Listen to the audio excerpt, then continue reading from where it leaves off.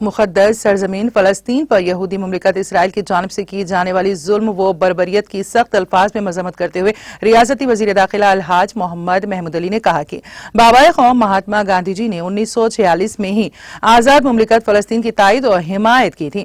زمانہ قدیم تک ہندوستان گاندھی جی کے بتائے ہوئے راستے پر چلتے ہوئے فلسطین کاز کی تائید کی، تاہم موجودہ مرکزی حکومت ملک کی دیرینہ وابستہ روایات سے انحراف کرتے ہوئے سخونی مملکت اسرائیل کی تائید و حمایت کرتی ہیں، جس کی شدید مذمت کی جانی چاہیے۔ ریاستی وزیر داخلہ الحاج محمد محمود علی جامع مسجد جنگاؤں میں بعد نماز جمعہ منعقدہ خصوصی دعا میں شریک ہو کر مصلیان کو خطاب کر رہے تھے۔ انہوں نے معصوم اور نہتے فلسطینی مجاہدین کے ہلاکتوں پر شدید رنج و ملال کا اظہار کرتے ہوئے نصرت اور مدد کے لیے اللہ رب العزت سے دعا فرمائی۔ دعائیہ اجتماع میں محمد خواجہ عارف الدین، صدر عائشہ بی میموریل ٹرسٹ مدور، محمد مسیح الرحمان، ذاکر پٹیل، محمد عبدالصمد کونسلر، محمد انور شریف، سید جہانگیر، محمد نور الدین اور دوسرے دن بھی موجود تھے۔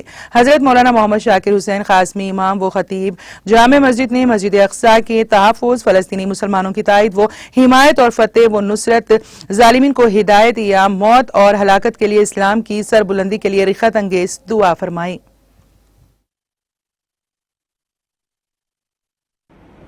بسم اللہ الرحمن الرحیم۔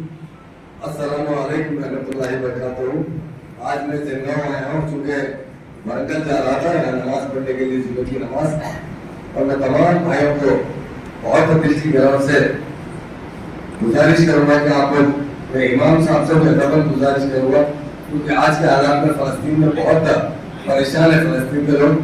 اللہ تعالیٰ سے ہم دعا کرتے ہیں فلسطین میں امن قائم ہو، فلسطین میں اچھی زندگی گزارے، کیونکہ 1947 میں گاندھی جی نے ایک بات کہی تھی، ہندوستان آزاد ہونے پر کہا تھا کہ فلسطین میں بھی امن ہونا چاہیے۔ آج 77 سال کے بعد بھی وہاں پر بہت حالات خراب ہے۔ میں امام صاحب سے گزارش کروں گا کہ فلسطین کے لیے خاص طور سے دعا کیجیے، وہاں امن قائم ہو، وہاں کے لوگ اچھی زندگی گزار سکیں اور وہاں خوشحالی رہے گی۔